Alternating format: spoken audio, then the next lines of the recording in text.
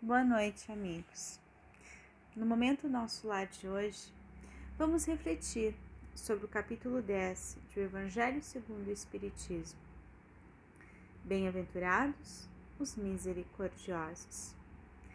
Nos itens 19 a 21, Kardec faz algumas perguntas. Se nos é permitido repreender os outros, em sendo permitido, se existe alguma forma de fazer isso, ou se não devemos observar o erro alheio por ser algo censurável. A estes questionamentos, os espíritos nos trazem excelentes reflexões. Primeiramente, eles nos lembram que nós somos responsáveis por trabalhar o progresso de todos, especialmente daqueles que estão sob a nossa tutela, porque temos o dever para com eles de guiá-los pelo melhor caminho. E nesse processo de condução, a corrigenda muitas vezes se torna necessária. Eles ressaltam ainda que há casos em que podemos sim sugerir correções, que é quando uma conduta pode causar prejuízo à coletividade. Mas mesmo nesses casos, os espíritos fazem uma ressalva.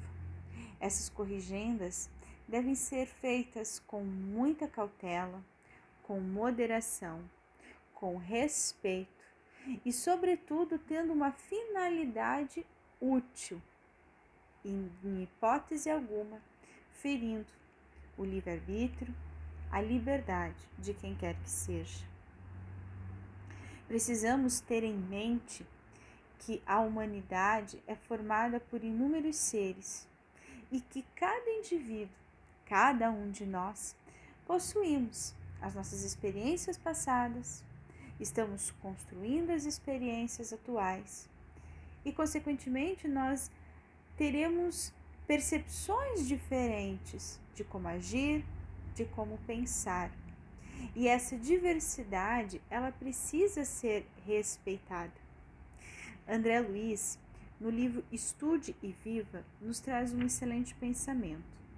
Ele fala assim: precisamos nutrir o cérebro de pensamentos limpos, mas não está em nosso poder exigir que os semelhantes pensem como nós. Exatamente porque cada um de nós adquire uma forma de enxergar a vida. Então, como podemos ter certeza se aquilo que eu estou entendendo como algo a ser corrigido realmente é algo a ser corrigido diante da ótica de outra criatura? Outro ponto que eles nos convidam a observar é o seguinte: antes de fazer uma crítica, antes de corrigir alguém, faça uma autoanálise. Por quê? Ao fazermos essa autoanálise, nós vamos verificar se não estamos adotando as mesmas condutas, se não estamos empregando os mesmos métodos que estamos tentando corrigir. Os conselhos, eles devem primeiro ser endereçados a nós mesmos, antes de serem endereçados aos outros.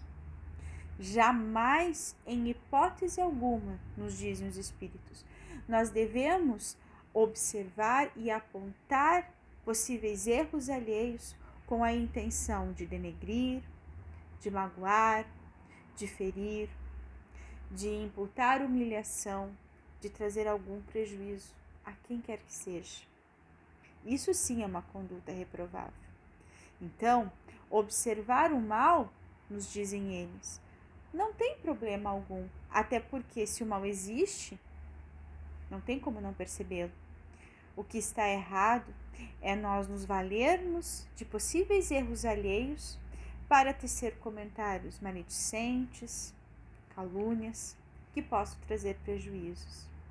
O proveito que nós podemos tirar dessas observações é, analisando um fato, observar a nossa conduta e, em verificando em nós algo semelhante, que possamos imediatamente nos autocorrigir Isso é um processo que depende do nosso autoconhecimento. Então, na dúvida, nós podemos usar a chamada regra de ouro que o Cristo nos ensinou: fazer ao outro o que eu quero para mim. Quando eu pauto a minha conduta seguindo essa regra, fica muito mais fácil, porque eu me coloco no lugar do outro. Eu me colocando no lugar desse outro, eu vou pensar se talvez na mesma situação eu não agiria da mesma forma. E se eu gostaria de receber uma orientação e de que forma essa orientação seria a melhor recebida por mim. Usando essa medida, nós evitaremos muitos atritos. Em tempos conturbados, pautar as nossas relações com amor, com empatia, com respeito, com entendimento, ainda é o melhor caminho. Treinar os nossos olhos para enxergar as condutas alheias com os olhos do amor, com os olhos da compaixão, com os olhos do entendimento. Com certeza, é uma forma de estabelecermos relações sadias, de mantermos a paz nos nossos relacionamentos de todas as ordens. Assim, teremos tempos mais tranquilos, teremos relacionamentos mais pacíficos e dias repletos de muita paz.